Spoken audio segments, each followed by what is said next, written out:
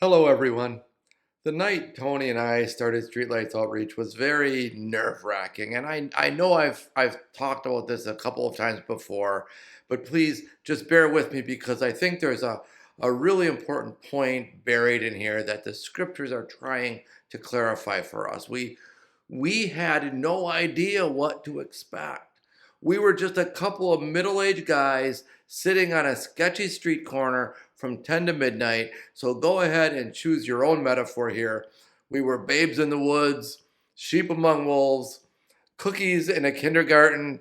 We didn't know. We just thought we might get devoured. We just didn't know. We were way outside of our element, and it was, to say the least, uncomfortable.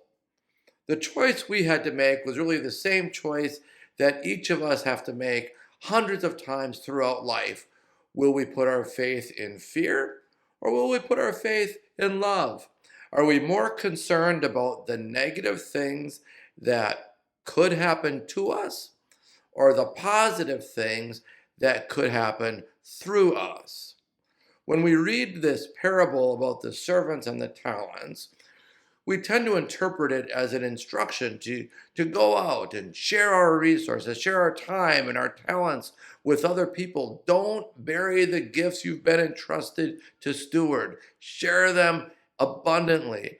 And that's certainly a very good and legitimate interpretation of the parable, extremely valid and great advice for living. But what if? What if we take it just one step deeper than that? The servant who was given 5 talents and the one given 3 both had a lot to risk, but each of them chose to be vulnerable and put it out there, put it on the line so something good could happen through them, through their actions, through their decisions. The servant with just 1 talent was afraid of something bad happening to him. He feared losing it, so he buried it. For most of us, most of the time, these decisions are not big, monumental life decisions. They're small, they're incidental decisions about how we choose to live our lives every single day. They can be as simple as choosing to take a risk and compliment a total and complete stranger, or to drop off flowers and a note to a lonely neighbor perhaps we've only met a couple of times.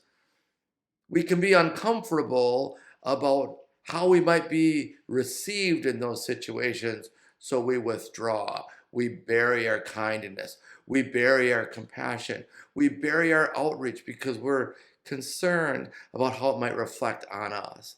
But big or small, these decisions are decisions we make every single day.